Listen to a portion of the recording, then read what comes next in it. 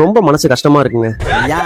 Hello guys, மதுரையில இருந்து திண்டுக்கல் வரைக்கும் பஸ் டிராவல் பண்ண போறேன். இந்த டிஎன்எஸ்டிசி பஸ்ல வெளியில ஒரு வீடியோ, உள்ள ஒரு வீடியோ எடுத்துட்டு ஒரு விண்டோ சீட்டா பார்த்து உட்காந்துட்டேன். 9:30 மணிக்கு மதுரை ஆரப்பாளையம் பஸ் ஸ்டாண்ட்ல இருந்து பஸ் எடுத்துட்டாங்க.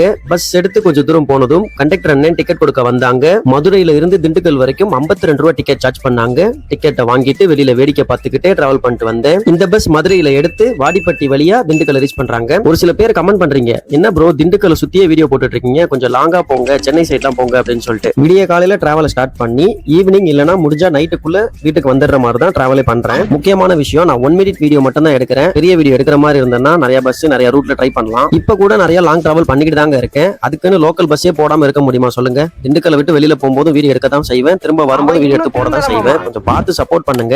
என்ன பண்ணாலும் குறை சொல்லிக்கிட்டே இருக்கிறனால கஷ்டமா இருக்கு. 11 மணிக்கு திண்டுக்கல் பஸ் ஸ்டாண்டை ரீச் பண்ணிட்டாங்க. என்ன சேஃபா கூட்டிட்டு வந்த டிரைவர் அண்ணனுக்கும் கண்டக்டர் அண்ணனுக்கும் ஒரு தேங்க்ஸ் சொல்லிட்டு அங்க இருந்து கிளம்பிட்டேன். வீடியோ அவ்வளவுதாங்க. வீடியோ லைக் பண்ணிட்டு சேனலை சப்ஸ்கிரைப் பண்ணிக்கோங்க. அப்புறம் இது வெறும் டிராவல் இல்லைங்க, இம்ப்ரமேஷன் இஸ் வெல்த்.